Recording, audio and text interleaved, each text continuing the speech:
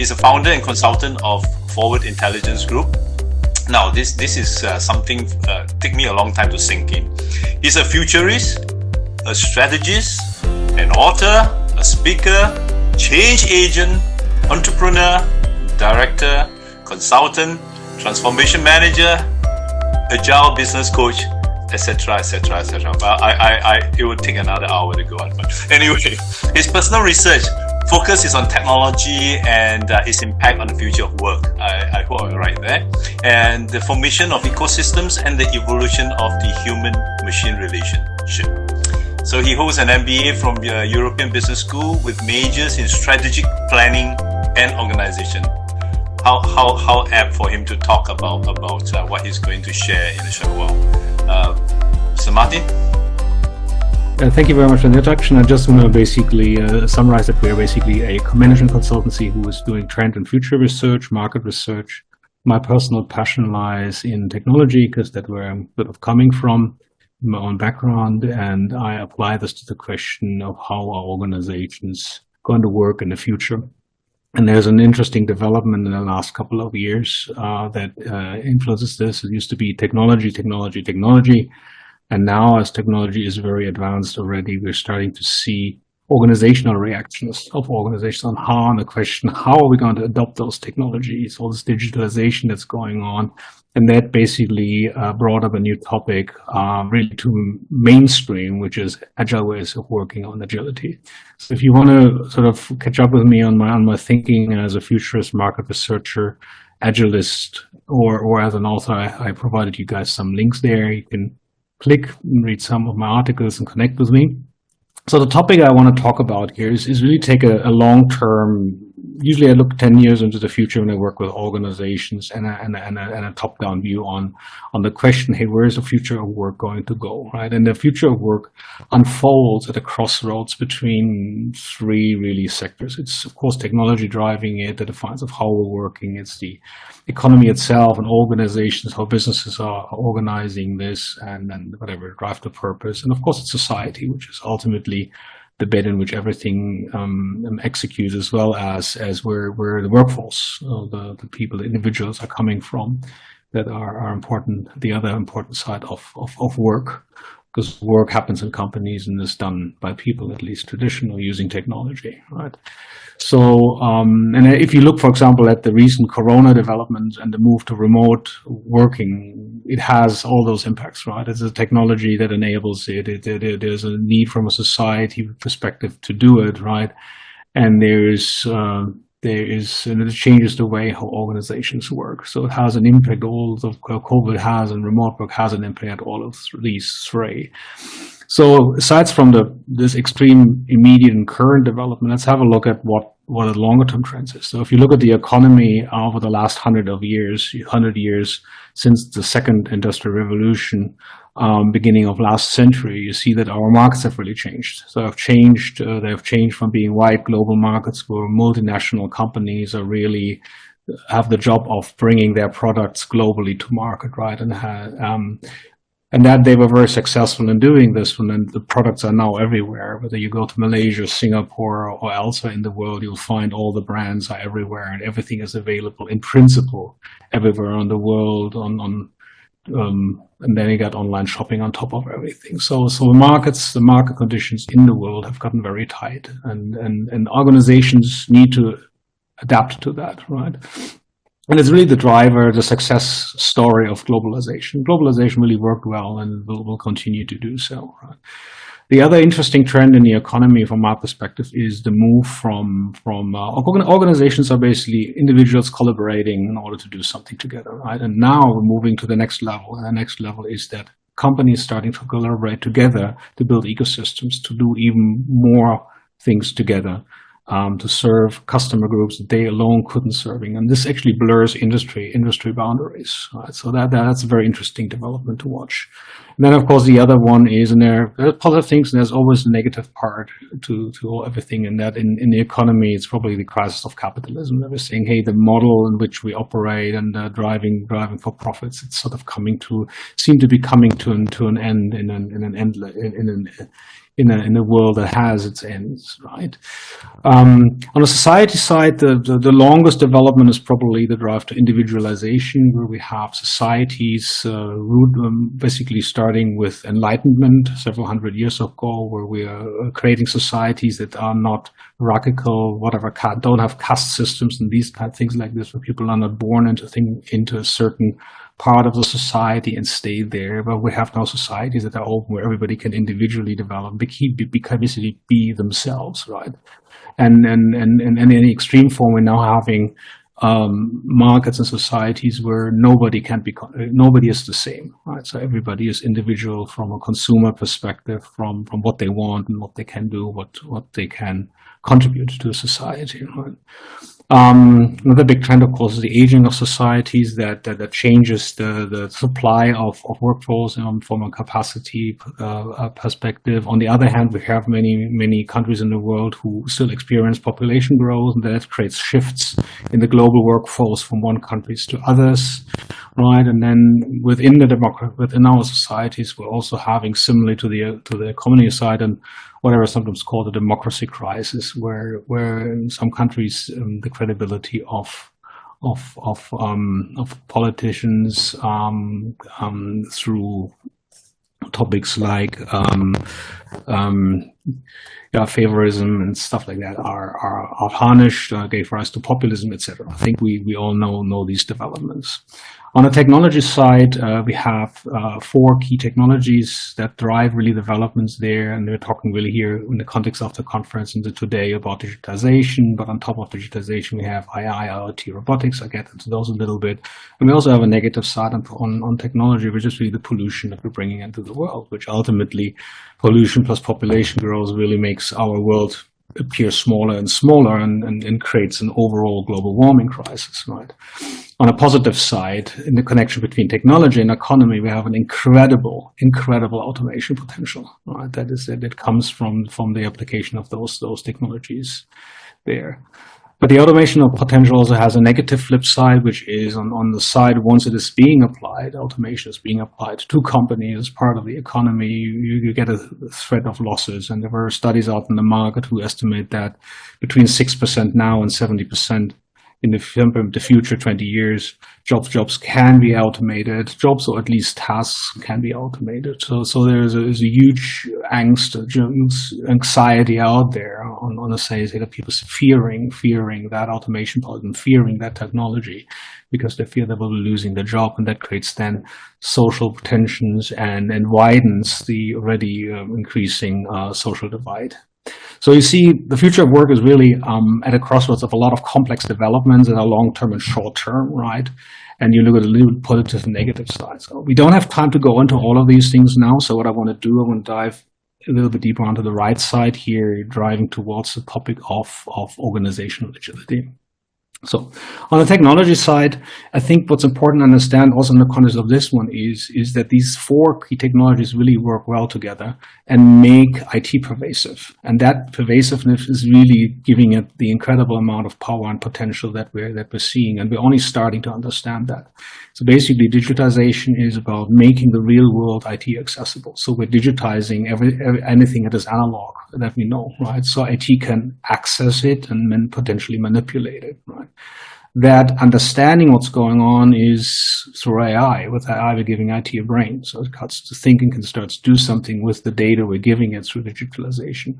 We're also giving it sensors through IoT. Sensors with perceiving where things are, how things in which positions certain objects are, etc., to give it ways of generating more data and more information autonomously that it can be used in making decisions, right? And then, of course, on top of everything, topic of APARA is robotics. Robotics is giving IT legs and makes it mobile. So now you can basically see that all the elements to build artificial humans, really, like this picture indicates, it's all in our hands now. And we're getting better and better and better at using this, right? And really making IT pervasive. What, of course, IT can't do is it doesn't have a heart, it doesn't have a stomach, it doesn't have an emotion and intuition, right? So there's definitely a space in the world that we created where we're saying, hey, no, maybe IT can't do everything, and there's a space for us as humans. So this is the point where I really want to get to. So if you're looking at the combination of those technologies, they're really multiplicative, right? And that multiplicative function of AI using digitalization, IoT generating more data that is used by AI, etc., robotics acting on that one, moving around, generating new sensor information, is really what is behind this avalanche of technology and the increasing speed of technology change that we're all experiencing. We're saying, hey, how can we keep up? So many things happening now, etc. How are we keeping up? And that puts pressure on our other systems, right? On us as individuals, how we can keep up learning. We need to rely on a government like Singapore does, basically gives its citizens ability to learn and continue developing. How are business adapting to this, right? The answer is through agility, by the way. And of course, how politics adapting? How our social systems, taxation systems need to evolve, right? So this is the world we're moving into, and it is super complex and super complicated.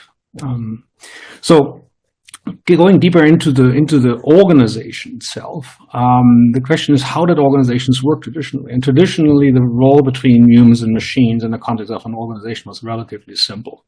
Machines were an extension of our limbs, right, of our legs or our arms. Cars to drive, tools to use, machines to operate, or even weapons, right? They're all extensions of what we are, but we are ultimately at control, right? And for most times in our past, we operated in a time frame between minutes and years. So minutes is the reaction time. You get a call, you get an email, how quickly can you respond, right? If you operate a car, maybe you can have a reaction time of seconds, right? In our looking into the future, we usually organizations still plan up to 3 years into the future. We're moving a little bit towards a 5-year range. When they employ futurists like myself, we look at 10 years, right? But it's pretty much that was the space for many times. But this is really changing now. And what's changing there is in multiple directions. So the first thing is on the side of the machines, we're moving into building autonomous machines that are able to react independently without interference by humans, right? In a range of milliseconds, right? And make very fast decisions, right? To the point where we can now build systems that are self-contained and protect so fast that we can prevent errors, we can prevent mistakes, we can prevent accidents from happening, right? So there's a lot of huge potential in the ability of machines to simply be faster than us, right? In the context of an organization. On the other side of the spectrum, you have basically our VUCA environment: volatility, uncertainty, complexity, ambiguity, where we're saying, hey, everything is getting faster, everything getting more complex, and how we're dealing with this. And one of the answers is, hey, we need to look longer or further into the future and make decisions based on probably a more stable outlook longer term, and then plan and act accordingly, right? And that sort of planning into future, looking further, is really the space where humans are needed, where we need human creativity, human thinking, intuition to say, hey, well, what can we do there, right? And the other dimension, beyond the time dimension, is the dimension that I said organizations are not only anymore a combination of individuals, where individuals collaborate to do something great together, but we're now moving into a world where companies are working together to build ecosystems, right? Don't have time talking about this one, but ecosystems is a new topic. It's undefined and it's complex about companies talking to other companies. That is also something, space where probably machines can't play a role. That's a space where humans are naturally started. So the picture here really is, what we want to get at is, we want to create a world of work, a future of work, where we clearer see what can machines do on one side and what can humans do on the other side, to create the spaces that keeps both apart to a certain degree, right? So saying we don't want the conflicts in the middle where we're humans feeling we're being replaced by machines, because ultimately machines are better if it comes to a specific task, because we're specifically built to this. And if we continue putting humans in competition with the machines, we cannot resolve the conflict. You can only resolve it by saying, what are humans uniquely wired to do, right, as humans, and what are machines not, and focusing human activity on that part, right? So this is really the key here. And for this, to enable this, we need to really get into building these ecosystems, thinking about the human-machine relationship, right? What this APARA is really about, and this conferencing is about rethinking of how we want to lead, make sure that the technology benefits are really benefiting everybody, not only just the capitalist and driving higher profits, but that employees, society has something about. And then really migrating our activities as humans to those higher level activities that are outlined, right? And the question is, how do you do this, and how do you create a world of work within a company where these humans, where the green part on this picture really starts to become active and starts to live. And that is what I call the agile ways of working. So it's a way of working that really requires and really is founded on what humans can do best compared to machines. So let me get into that part a little bit and explain to you two aspects. I can only quickly do two aspects of what agility is about from an organizational perspective. And the first aspect is, how have organizations traditionally been created and how have they operated? And the traditional model is an organization that it is operating in a wide global market. Let's get this product out there. Now we're building BMW cars. Let's get them to everybody in the world who wants to buy a car, right? And then these organizations are organized top down. So they say causal thinking, we need to sell cars. What are we going to do? Top down. So let's do this. And then let's create R&D, build the products, sell them, put a support structure in, and then giving them to customers, making customer happy will sort of, the process side will sort of naturally happen automatically, right? And that has created huge organizations over the last 100 years, multinational organizations that are basically born in Taylorism and are huge hierarchies and bureaucracies to do exactly that very well, right? Bring a product to market. And they're designed top down. You know, one guy says, I'm the boss, and the boss tells the people underneath to do it. They tell their people to do until it all trickles down in a hierarchy. And at the end, there's a person who sits in the box and is exactly been told what to do. And if they do it, everything is fine. Well, maybe that was never the case. Maybe it was the case, but it's definitely increasingly not the case, right? And the problem why this is also that these organizations put functions first. So they put a focus on sales excellence, on support, SLAs, on whatever product development, it's efficiency and compliance, right? And that creates actually a siloed organization, right? On the other side, if you want to build an organization which is tailored towards tight global markets, which is a market that is where everything is taken, the market shares has been distributed, you can maybe take market share from existing competitors, but you really need to be better.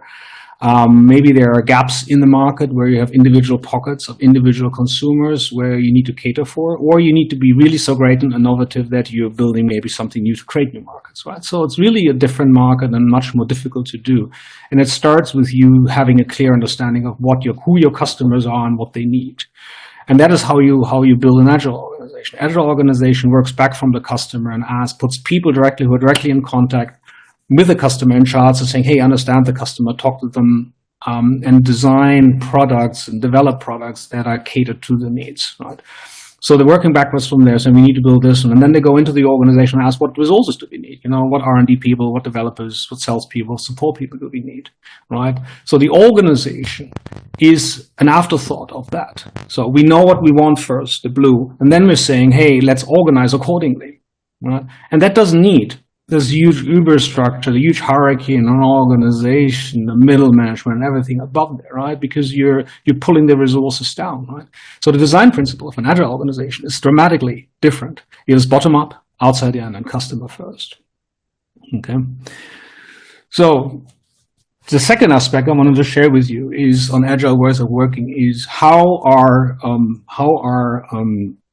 organizations, agile teams working, right? And there are three key concepts that you need to remember. If order you want to make an agile team fly, you need to give it autonomy.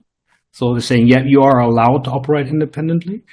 You need to give them the power to make decisions, be self-organizing. There's no management of an agile team. They manage and organize themselves. And in order for them to manage and organize themselves and making decisions independently, being autonomous, they need to be cross-functional, meaning they have to have all the key skills in the team to operate. So it's really a company within a company, right? And how you set that up and what frameworks are available, Scrum or Holacracy or other ones. There are many concepts out there. If you're interested, let me know, right? So these are the concepts of an agile team. So let me come to the conclusion here, pulling this up again. So the first thing, the important thing from my perspective is, and this is really deeply at my heart, I said, we as humans, we're successful as a race and brought this world to where it is at the moment because we're so good. We're so good, not with making money, not with exploiting each other, but with collaborating, being creative and learning. Right? That is really what made us successful. It made us successful as a race, starting hundreds of thousands of years ago, getting together and hunting a mammoth together, right? Teaming up and doing things together that is greater, bigger than each of us individually could do, right? We are doing exactly this when we're born as children. Children do that. They collaborate. They are creative. They are learning.